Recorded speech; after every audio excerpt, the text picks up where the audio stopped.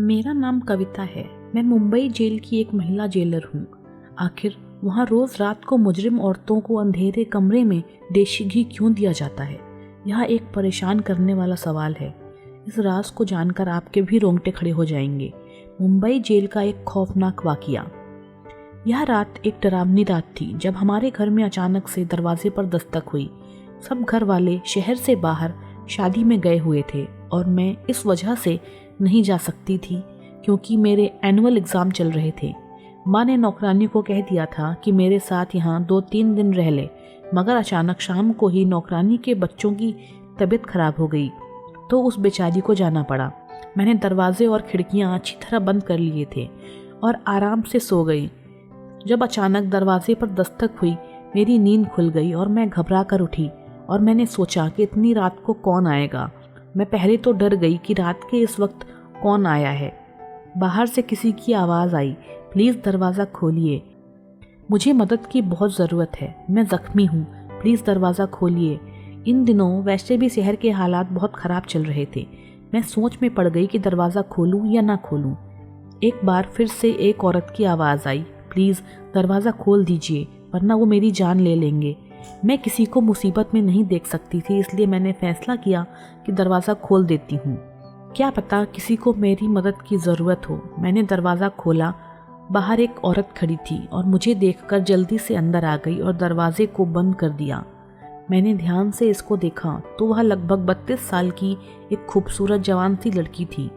उस वक्त उजड़े हुए हालातों में बेचारी बहुत ही परेशान लग रही थी। उसकी हालत बहुत गंभीर थी। उसकी गंभीरता उसकी खूबसूरती को छिपा रही थी। माथे पर खून लगा हुआ था। वह बहुत बुरी तरह से जख्मी हो गई थी। अभी मैं इसको देख ही रही थी कि अचानक से पुलिस के सायरन बजने लगे। मैंने चौंक कर इसको देखा। मुझे कुछ गलत होने का एहसास हुआ, जैसे मैंने कुछ गलत कर दिया हो। वह कहने लगी, मुझे कहीं छुपा दो, पुलिस मेरे पीछे है, प्लीज़ मेरी मदद करो। मैं सोच में पड़ गई।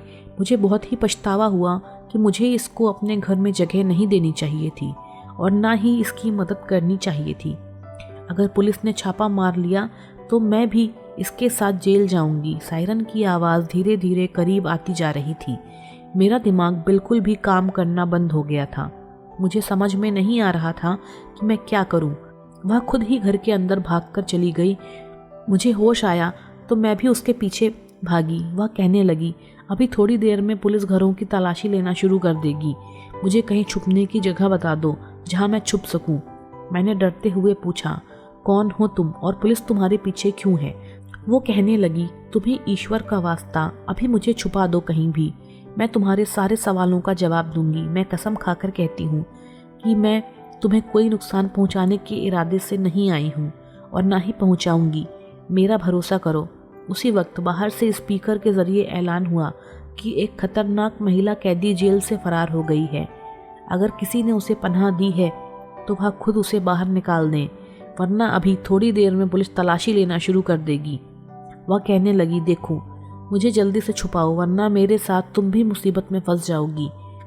उसकी बात सुनकर मैं जल्दी से छत पर उसको पानी वाली टंकी के पास ले गई। मैंने कहा, जहाँ भी छुपोगी पुलिस तुम्हें ढूंढ ही लेगी, इसलिए जान बचाने का यही हल है कि तुम उस पानी वाली टंकी के अंदर कूद जाओ। पानी ठंडा हो रहा था, लेकिन मेरी राय पर उस औरत ने मुझे यूं देखा जैसे मेरा दिमाग खराब हो गया हो। इतने ठंडे पानी में मैं उसको कूदने का राय दे रही थी। मुझे लगा जैसे वह मुझसे कहेगी, इतने ठंडे पानी में कूदने से तो बेहतर है मैं खुद को पुलिस के हवाले कर दूं। मगर अगले क्षण वह ढक्कन उठाकर टंकी में कूद पड़ी। मैं वहाँ से टंकी का ढक्कन बंद कर नीचे चली आई। 2 मिनट बाद ही मेरे दरवाजे पर दस्तक हुई। मैंने दरवाज़ा खोला। मेरे सामने 2 महिला पुलिस और बहुत सारे आदमी और कुछ पुलिस वाले भी खड़े थे, जो दरवाज़ा खोलते ही अंदर घुसे चले आए। वह मेरे घर की तलाशी लेने लगे और महिला पुलिस अधिकारी मुझसे सवाल पूछने लगी, तुमने किसी को देखा तो नहीं या किसी को अपने घर में जगह दी हो? मैंने कहा, मैं तो अभी सोकर उठी हूँ और मुझे इस बारे में कुछ नहीं पता। आप किसकी तलाश कर रहे हैं? पुलिस वाले नीचे से तलाशी लेकर ऊपर छत पर आ गए तो मेरी जान को बनाई। मेरी सांस अटकने लगी कि कहीं इनको पता ना चल जाए कि वह औरत कहाँ है। मगर इतना मुझे यकीन था कि इनका ध्यान पानी वाली टंकी की तरफ नहीं जाएगा। मेरा अंदाज़ा बिल्कुल सही था और सही ही साबित हुआ। वह खाली हाथ नीचे चले आए। पहला वाला कहने लगा, मैडम जी इस घर में भी नहीं है, मेरा ख्याल है इस इलाके से निकल गई है। बातें करते वक्त वह सब घर के बाहर निकल गए तो मैंने सुकून चैन की सांस ली। उनकी आपस की बातों से पता चला कि वह मुंबई जेल से इस औरत को ढूंढते हुए यहाँ तक पहुँच गए। पुलिस वालों के जाने के कुछ ही मिनट में जल्दी से ऊपर गई और टंकी का ढक्कन हटाकर उसे बाहर निकाला। ठंडे पानी की वजह से थर थर काँप रही थी। अगर मैं 10 मिनट और वहाँ ना जाती तो शायद उसको मरा हुआ पाती। मैं उसे नीचे ले आई और उसको हीटर के पास बैठा दिया। मैंने उसको अपने कपड़े दिए तो उसको थोड़ी होश आई।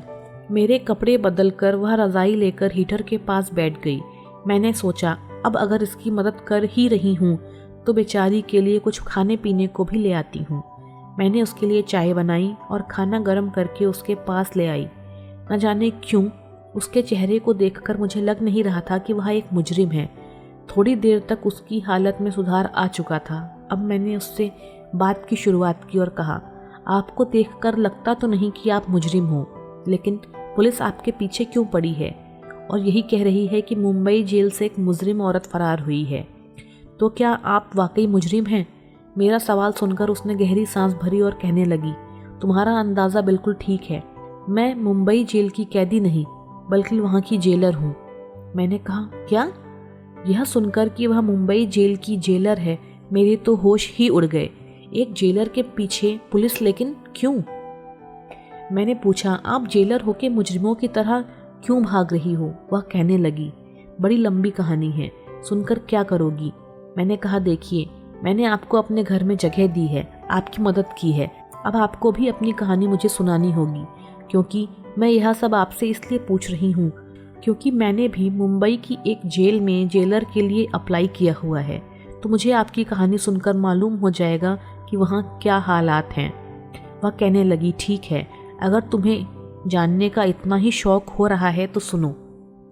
मेरा नाम गौरी है और मैं एक बहुत अच्छे और इज्जतदार ख़ानदान से ताल्लुक़ रखती हूँ। हम 2 बहनें और 2 भाई हैं। मेरे पिताजी मुंबई के थाने में हवलदार थे। मेरे पिताजी ने बचपन से ही हमें सच्चाई और ईमानदारी का सबक पढ़ाया था और यही समझाया कि अपने काम से हमेशा वफादार रहना चाहिए, चाहे काम कितना ही मामूली क्यों ना हो, और रुतबा चाहे छोटा मिले या बड़ा, कभी भी अपने ईमान का सौदा मत करना। मेरे पिताजी एक सच्चे और ईमानदार हवलदार थे। अपनी सारी ज़िंदगी नौकरी के दौरान उन्होंने कभी भी 1 रुपया की भी रिश्वत लेना गवारा नहीं समझा।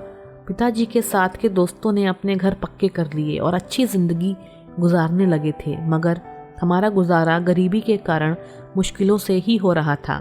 मैं पिताजी की बहुत लाडली बेटी थी, इसलिए अक्सर घर के हालात से तंग आकर मैं भी उनसे कहती थी कि पिताजी आप अपने साथ के लोगों को ही देख लीजिए, उन्होंने किस कदर तरक्की कर ली है, उनसे ही कुछ सीख लीजिए।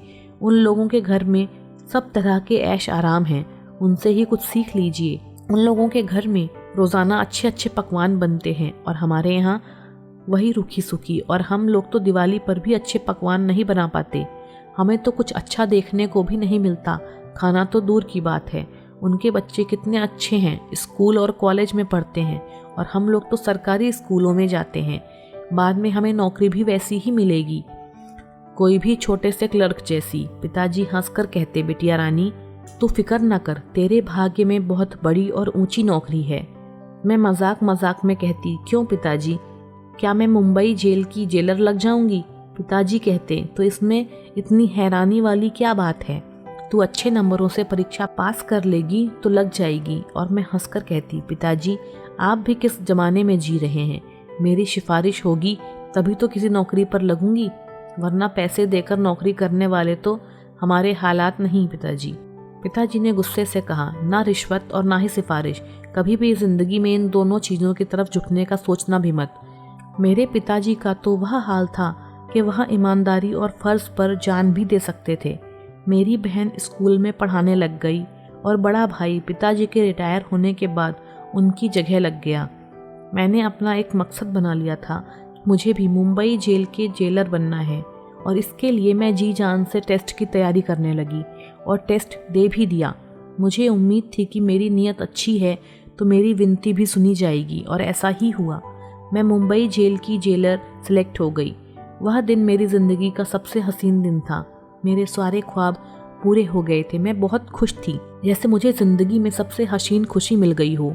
मेरा सपना सच हो गया था। पिताजी ने इस मौके पर सिर्फ यही कहा कि जेल में बहुत बहुत से तरीके की परेशानियां तुम्हारे सामने आएंगी, बस ख्याल रखना, ईमानदारी से अपनी ड्यूटी को अंजाम देना।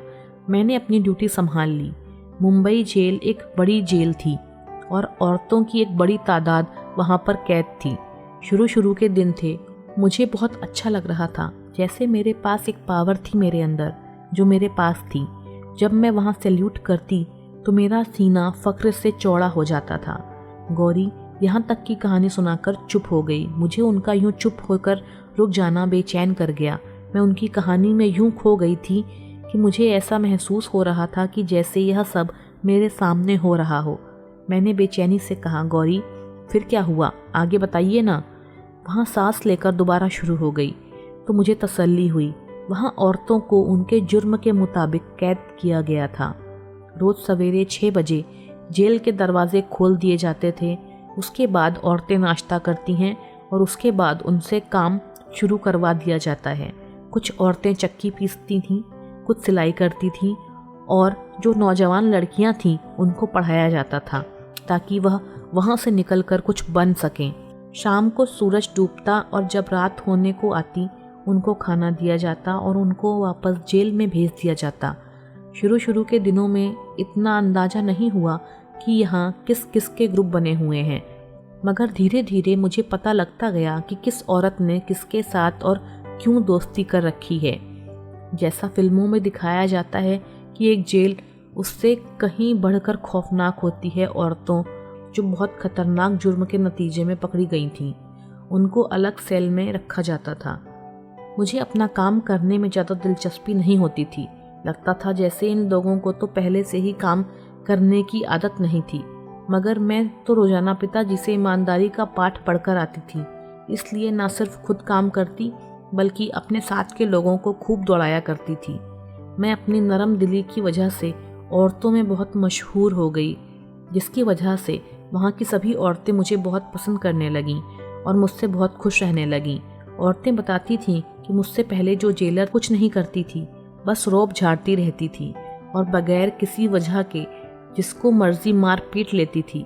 मैंने सभी पुलिस कर्मचारियों को कह दिया था कि किसी भी औरत पर कोई हाथ नहीं उठाएगा। अगर किसी ने भी ऐसा किया तो मुझसे बुरा कोई नहीं होगा। एक दिन मैं राउंड पर गई तो एक औरत ने रोते हुए मुझको बताया कि लेडी कांस्टेबल ने आज किसी वजह के बगैर थप्पड़ मारा है। मुझे सुनकर बहुत गुस्सा आया कि अपनी ताकत का नाजायज़ फ़ायदा उठाना उसे किसने सिखा दिया। मैंने उसे 1 हफ्ते के लिए सरेंडर करवा दिया। मेरी वजह से जेल का माहौल अच्छा होने लगा था। मैंने औरतों को अलग अलग तरीके से रोज़गार के तरीके सिखाने शुरू कर दिए थे।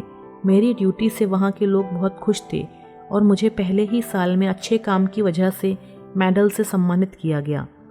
वहाँ मेरे काम को खूब सराहा गया, खूब सारी तारीफ हुई। इसी दौरान मेरे लिए एक आला अफसर मनीष का रिश्ता आया, जिसे मेरे घर वालों ने मेरे लिए चुना और मेरी शादी हो गई। मेरे पति बिल्कुल वैसे ही ख्यालात के थे जैसे मेरे पिताजी के थे। इसलिए मैं अपनी ज़िंदगी में बहुत खुश थी कि ड्यूटी और घर बहुत अच्छे से चल रहा था।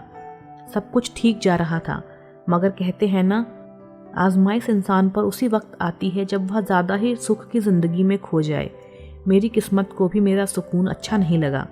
उन्हीं दिनों जेल के बाहर से देशी घी के भरे हुए डिब्बे अंदर जाने लगे। शुरू में तो मैंने इतना ध्यान नहीं दिया कि रिश्तेदार अक्सर इस किस्म की चीज़ें भेजते रहते हैं, मगर जब लगातार इसी तरह रोज़ाना देशी घी के डिब्बे जेल में आने जाने लगे तो मैं चौंक गई। मुझे यह बात हजम नहीं हुई कि यह क्या हो रहा है। मेरा दिल और दिमाग यह कह रहा था कुछ तो गड़बड़ ज़रूर है, लेकिन मैंने सोचा कि मुझे मालूम करना होगा कि रोज़ रोज़ देसी घी के डिब्बे किसके पास जाते हैं, कौन मंगवाता है। एक अच्छा जेलर वह होता है जिसने कैदियों में से ही अपने जासूस बनाए हों, ताकि उसको पल पल की खबरें मिलती रहें। मैंने भी उसी औरत को अपने लिए जासूसी करने को कहा था, जिसके लिए मैंने लेडी कांस्टेबल को 1 हफ्ते के लिए सरेंडर कर दिया था। मेरे इस अंदाज से वह मेरी वफादार हो गई थी। और मेरे कहने पर मुझे खबरें देती रहती थी कि जेल के अंदर क्या हो रहा है। इसलिए एक दिन मैंने सारे देसी घी के डिब्बे खुलवाए और अच्छे से डिब्बे की तलाशी ली। देसी घी ही था। मैंने उस औरत को बुलवाया जो मुझे सारी खबरें देती थी। मैंने उससे कहा, मुझे अंदर मालूम करके बताओ, यह देसी घी के डिब्बे आखिर आते किसके लिए हैं और कौन इन्हें इस्तेमाल कर रहा है और क्यों। मुझे 2 दिन के अंदर सारी रिपोर्ट बना कर दो। मेरी ड्यूटी ज़्यादा देर दिन के वक्त ही होती थी और रात के वक्त एक और जेलर ड्यूटी पर आ जाती थी। दिन के वक्त तो किसी की ज़रूरत भी नहीं होती कि मेरे होते हुए कुछ ऐसा वैसा कर जाए, मगर रात के वक्त यहाँ क्या होता है इसकी मैं गारंटी नहीं दे सकती थी। इसलिए जासूस को काम पर लगा दिया। मैंने बीच में टोकते हुए पूछा, गौरी, क्या आपको देसी घी के डिब्बे की वजह से शक शुरू हुआ था? मेरे सवाल पर जेलर गौरी ने हाँ में सिर हिलाते हुए कहा, हाँ, रोज़ाना ही कई डिब्बे देसी घी के जेल के अंदर जाते थे और मेरे नज़दीक यह नॉर्मल बात नहीं थी। मेरा अंदाज़ा बार बार यही कह रहा था, कुछ ऐसा हो रहा है जो मेरी नज़रों से ओझल है। मेरी जासूस ने मुझे सनसनीखेज शब्दों में आकर जो खबर मुझे सुनाई, वह सुनकर मैं भी दंग रह गई। उसने कहा कि देसी घी रोज रात को अंधेरे कमरे में कुछ खास औरतों को दिया जाता है। रात को ड्यूटी वाली जेलर और सारा स्टाफ इस बात को जानता है और आपके कार्यालय की भी 2-4 लोग शामिल हैं। मैं उलझन में पड़ गई कि अंधेरे कमरे में देसी घी क्यों औरतों को दिया जाता है, इसका क्या मतलब हुआ। मैंने अपनी जासूस से कहा, मुझे इन औरतों के नाम बताओ जो रोज़ाना अंधेरे कमरे में जाकर देसी घी खाती हैं। जासूस ने जिनके नाम बताए, उन औरतों को देखकर मैं चौंक गई। वह औरतें पहले इतनी सेहतमंद नहीं थीं, दुबली पतली सी थीं, मगर अब देखा तो वह काफ़ी सेहतमंद लग रही थीं। जासूस ने मेरे कान में चुपके से कहा, मैडम जी, यह सारा कमाल इसी देसी घी का है। यह इतनी सीधी बात नहीं थी कि मैं नज़रअंदाज कर देती। मुझे एहसास हुआ कि इस मामले की तह तक मुझे जाना चाहिए। मैंने कुछ दिनों के लिए अपनी ड्यूटी रात की शिफ्ट में करवाने का फैसला कर लिया। मैंने देखा कि मेरी रात की शिफ्ट की खबर बहुत सारे लोगों के दिलों पर बिजली बनकर टूटी थी। मैंने दिन के समय घर में अपनी नींद पूरी कर ली ताकि वहाँ रात को जाग सकूं। रात के 9 बजते ही मैंने देखा लेडी कांस्टेबल चोरी चोरी कहीं जा रही है। मैंने सोचा कि इसके पीछे जाकर देखती हूँ और मैं धीरे धीरे उसका पीछा करने लगी कि वह कहाँ जाती है। मैंने जो देखा उसने मुझे चौकन्ना कर दिया, क्योंकि एक अंधेरे कमरे में वह कैदी मुजरिम औरतों को देसी घी दे रही थी।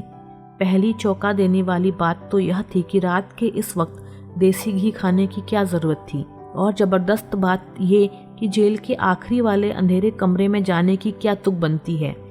मैंने 2-3 दिन यही रूटीन देखी, लेकिन इसके अलावा कोई और ज़बरदस्त बात मेरी गिरफ्त में न आ सकी। मैं कुछ भी पूछकर इनको मोहतात होने का मौका नहीं दे सकती थी, इसलिए मैं चुपचाप सब कुछ देख रही थी कि कभी तो वह मौका आएगा कि कोई और सबूत मिलेगा, और सबूत आखिर एक दिन मिल ही गया। उस दिन रात के 11 बजे थे। मैंने अपना सिर मेज पर टिकाया और जानबूझकर आंखें बंद कर लीं ताकि कोई देखे तो यही समझे कि मैं सो रही हूँ। थोड़ी ही देर गुजरी थी कि मेरे ऑफिस में कोई आया। आहट से मैंने पहचान लिया, लेडी कांस्टेबल है। वह मुझे सोता देखकर बाहर चली गई। वह किसी से कहने लगी, लगता है जो नींद की दवा मैडम को दी है उसने असर कर दिखाया। मैडम सो रही हैं, बस कुछ ही घंटे बाकी हैं। इन औरतों को जाकर कहो जल्दी जल्दी अपना काम करें। कुछ ही देर में वह दोनों वहाँ से चले गए। मैंने हैरत से सोचा कि आखिरकार ये सब हो क्या रहा है जेल में, जिसकी मुझे खबर नहीं थी, और मेरी नाक के नीचे सब कुछ हो रहा था। इनकी बातों से अंदाज़ा हुआ कि जो भी हो रहा है इसी अंधेरे कमरे में हो रहा है। तभी मैंने उठने की कोशिश की ताकि जाकर देख सकूं ऐसा क्या हो रहा है। उठते ही मेरा सर चकराने लगा, मुझे चक्कर आ रहे थे। लगता था कि मेरी चाय में जो नींद की गोलियां मिलाई थीं उसने अब असर करना शुरू कर दिया था। मैं वहीं सो गई। सुबह तक मुझे कुछ खबर नहीं हुई कि मैं कहाँ हूँ। सुबह उठी तो सर भारी हो रहा था, इसलिए घर चली गई। घर जाने से पहले इन औरतों के सेल की तरफ आई ताकि कोई बात इनके बारे में पता कर सकूं, मगर वहाँ सब ठीक लगा तो मैं वापस घर आ गई। घर आकर मैं सोचती रही कि इस कांस्टेबल के साथ दूसरा शख्स कौन था जिससे वह बात कर रही थी। उसके बाद हम रात को दोबारा ड्यूटी पर जाते हैं। मैंने फैसला कर लिया था कि मुझे क्या करना है। मुझे कल की तरह चाय पेश की जाएगी, मगर आज मैंने वह चाय नहीं पी। पास के ही वॉश बेसिन में बहा दी और खाली कप रखकर आंखें बंद कर लीं। थोड़ी देर बाद वह कप लेने आई तो मुझे सोता हुआ देखकर तसल्ली अंदाज से बाहर चली गई। थोड़ी देर बाद मैं भी बाहर निकल आई। रात के 11 बज रहे थे। जेल में हर तरफ की लाइट बंद थी, हर तरफ अंधेरा ही अंधेरा था। मैं चुपचाप उस तरफ बढ़ गई जहां इस अंधेरे कमरे में वह औरतें रहती थीं जो रोज देसी घी खाती थीं। लेकिन आज वहां उस कमरे में अंधेरा नहीं था। किसी ने मोबाइल की टॉर्च ऑन करके रखी थी। मैं एकदम उन सब पर चिल्लाई और मैंने चीख कर कहा कि यह सब क्या हो रहा है। जो नज़ारा मेरे सामने था उसे अपनी आंखों के सामने देखकर मुझे भी यकीन नहीं आ रहा था। मेरा स्टाफ इतनी घिनौनी साजिश में शामिल है। वह औरतें सुरंग खोद रही थीं। उन्होंने अच्छी खासी सुरंग खोदी हुई थी। जाने कितने हफ्तों से या महीनों से यह काम किए जा रही थीं। वह औरतें कत्ल के जुर्म में यहाँ जेल में लाई गई थीं और अदालत की तरफ से उन दोनों को उम्र कैद की सज़ा सुनाई गई। वह दोनों यहाँ से फरार होने के लिए सुरंग खोद रही थीं और इस काम में मेरा पूरा कार्यालय भी शामिल था। लेडी कांस्टेबल का यूं मुझे सामने देखकर सांस रुक गया। उसके हाथ से मोबाइल नीचे गिर गया, जिसकी टॉर्च ऑन करके वह उनके सर पर खड़ी थी। वह सुरंग खोदती थी, इसलिए देसी घी खाती थी, क्योंकि सुरंग खोदना आसान नहीं होता था। इसके लिए बहुत ताकत चाहिए होती थी। वह देसी घी खाकर रोज़ाना 3-4 घंटे सुरंग खोदने पर लगा दी जाती थी। वहाँ खड़े खड़े ही मैं सब कुछ समझ चुकी थी और सारी कहानी मेरे आंखों के सामने थी और मैं सब कुछ समझ चुकी थी। मैंने लेडी कांस्टेबल को पूछा, और कौन है तुम्हारे साथ मिला हुआ? कल मैंने तुम्हें किसी से बात करते हुए सुना था। वह कौन था? वह बहुत घबराई हुई थी। मेरे बार बार पूछने पर भी इसने कुछ ना बताया तो मैंने कहा, ठीक है, मैं हाई कमीशन से बात करती हूँ। जब तुम्हें नौकरी से निकाला जाएगा तो तुम्हें पता चल जाएगा। मेरी बात सुनकर वह बहुत ज़्यादा डर गई थी। कहने लगी, प्लीज़ किसी को फ़ोन मत कीजिए। अभी मैंने फ़ोन उठाया ही था कि मेरे सर पर किसी ने बहुत ज़ोर से वार किया और मैं बेहोश होकर वहीं पर गिर गई। होश में आई तो देखा मैं खुद को जेल के ही एक कमरे में कैद हूँ। मुझे याद आया कि मैं फ़ोन करके जानकारी देने वाली थी कि किसी ने मेरे सर पर वार कर दिया। वो लेडी कांस्टेबल के अलावा और कोई नहीं हो सकता था। इसी ने अपना राज खुल जाने के डर से मेरे सर पर वार किया होगा। मैं होश में आई तो देखा कि वह अकेली नहीं थी। जो साथी उसका साथ देने की कोशिश कर रही थी, वह साथी उस वक्त उसके साथ मौजूद था। लेकिन इसके साथी को देखकर मेरे सर पर कयामत टूट पड़ी। मुझे यकीन नहीं आया कि वह हो सकती थी। वह तो नाइट शिफ्ट वाली जेलर थी। मुझे तो लगता था जैसे वह एक लापरवाह लड़की है, मगर वह इतनी घटिया निकलेगी कि कानून की वर्दी पहनकर गैर कानूनी कामों को अंजाम देगी। फिर इन दोनों औरतों ने मिलकर मुझे कैद कर लिया था। दोनों मिली हुई थीं। इन्हीं दोनों की मदद से वह कैदी औरतें सुरंग खोद रही थीं और इस मदद के बदले वहाँ की कांस्टेबल को बहुत सारे पैसे दिए गए। पैसों के लालच में आकर ऐसे गैर कानूनी कामों को अंजाम दिया जाता था। बाद में मुझे मालूम हुआ कि मामला इससे भी ज़्यादा गंभीर हो चुका है। जो देशी घी जेल के अंदर चेक होकर आता था, उस देशी घी में खास स्टेरॉइड मिलाए जाते थे, जिससे रोज़ाना प्रतिदिन इस्तेमाल से इंसान को इसकी आदत हो जाती थी। वह देसी घी चोरी चोरी अंदर ही अंदर बेचा जाता था। यह कोई मामूली देशी घी नहीं थी। यह सारा काम रात के वक्त इस जेलर की मौजूदगी में निहायत चोरी चुपके से होता था। इस जेलर ने यह सारी बात मुझे खुद अपने मुंह से बताई। उसने अपने सारे जुर्म मेरे सामने कबूल किए, लेकिन वह नहीं जानती थी कि इसने मुझे मेरे ही जिस दफ्तर में कैद किया है, वहाँ तो मैंने पहले से ही एक कैमरा लगाकर रखा हुआ था जो सारी बातें रिकॉर्ड कर रहा था। मुझे जब भी किसी से उसका जुर्म कबूल करवाना होता था तो मैं उसको इसी कमरे में ले जाती थी। इसका बयान इसी कैमरे में रिकॉर्ड हो जाता था, जो बाद में एक सबूत के तौर पर काम आता। उसने मेरी तरफ से न्यायालय को ऑफिशियल तौर पर छुट्टी का खत और पोस्ट कर दिया, ताकि मेरा गायब होना पूरी तरह से किसी को खटके नहीं। इसके बाद उसने मेरी पहचान के अनुसार एक रिपोर्ट बनाकर न्यायालय को भेज दी, जिसमें मुझ पर संगीन आरोप लगाए गए थे। इसका इरादा मुझे रास्ते से हटाने का था। आज शाम जैसे ही वह मेरे लिए खाना लेकर कमरे में आई तो मैं इस पर काबू पाकर वहाँ से फरार हो गई। तब से वह मेरे पीछे लगी है ताकि मुझे पकड़ सके। यह थी मेरी सारी कहानी, जिसको सुनने के लिए तुम इतनी बेचैन थी। मैंने सारी कहानी सुनकर भी हिचकिचाते हुए गौरी से पूछा, लेकिन अब आप अपनी बेगुनाही कैसे साबित करेंगी? जेलर गौरी कहने लगी, मुझे बस किसी भी तरह वह खुफिया कैमरा अपने कब्जे में करना है। सारी बातचीत रिकॉर्ड है, मगर यही मैं सोच रही हूँ कि अब मेरा वहाँ जाना तो खतरे से खाली नहीं। जब तक मैं अपनी बेगुनाही साबित नहीं कर लेती तब तक मैं कहीं नहीं जा सकती। किसी भी तरह से मुझे उस कैमरे को हासिल करना होगा। मैंने कहा, मैं आपकी मदद कर सकती हूँ। गौरी मुझे चकित होकर देखने लगी। मैंने जेलर के लिए अप्लाई किया हुआ है। मेरा ख्याल है आपको नौकरी से भी निकाल दिया गया है, तभी तो दूसरी जेलर के लिए अखबार में विज्ञापन दिया गया था। अप्लाई किया हुआ है और अब के टेस्ट देने जाना है। अगर तो मेरा सिलेक्शन हो गया तो आपकी बेगुनाही मैं खुद साबित कर दूंगी। मैंने जेलर गौरी को कहा कि मेरे सब घर वाले ऋषिकेश शादी में गए हुए हैं, आप जब तक चाहें यहाँ रह सकती हैं। मगर अगले ही दिन उन्होंने अपने पति को फ़ोन किया और उसके साथ चली गईं। मुझे यह सारी कहानी जानकर इस बेचारी के लिए बहुत दुख हुआ था। गौरी एक ईमानदार जेलर थी। मैंने अगले दिन पेपर दिया और विनती करने लगी कि मैं जेलर के तौर पर अपॉइंट हो जाऊं। मेरा मकसद गौरी को बेगुनाह साबित करना था और इस मकसद के लिए ज़रूरी था कि मैं मुंबई जेल के अंदर जाती। यह सिर्फ जेलर की हैसियत से ही मुमकिन था, जो कि शायद मैं ही कर सकती थी। मेरी विनती रंग ले आई, मुझे सेलेक्ट कर लिया गया। इंटरव्यू की सारी तैयारी मुझे गौरी ने करवाई थी, जिसकी वजह से मैं कामयाब हुई थी। मैं वहां जाते ही पहले ही दिन देख लिया था कि वह कौन औरतें थीं जो सुरंग खोदती थीं और देसी घी हजम करती थीं। इन औरतों को देखकर अंदाजा हुआ कि इनका काम अभी भी जारी था। मैं चुप करके बड़े अधिकारियों को लेटर लिखकर यह बताया कि जेल के अंदर सुरंग खोदी जा रही है और इसकी जिम्मेदारी रात की ड्यूटी वाली जेलर और लेडी कांस्टेबल हैं। इसके साथ ही मैंने वह कैमरा भी सबूत के तौर पर साथ भिजवा दिया, जो मुझे ठीक उसी जगह मिला था जिसका मुझे गौरी ने बताया था। ठीक रात 11 बजे जेल के सेल में छापा पड़ गया, जहां सुरंग खोदी जा रही थी, और उन औरतों को सुरंग खोदते रंगे हाथों पकड़ा गया।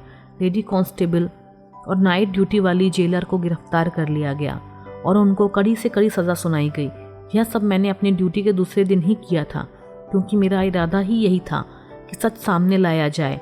जेलर गौरी की बेगुनाही साबित हो गई और उसे उसकी पोस्ट दोबारा दे दी गई। मुंबई जेल की नाइट ड्यूटी जेलर की पोस्ट जेलर गौरी को दे दी गई और दिन की ड्यूटी मुझे दे दी गई।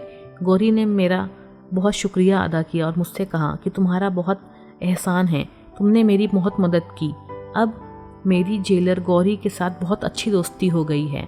हम दोनों ने पहले की तरह मिलकर जेल का माहौल बहुत अच्छा कर दिया और सब कुछ पहले की तरह अच्छा होने लगा था।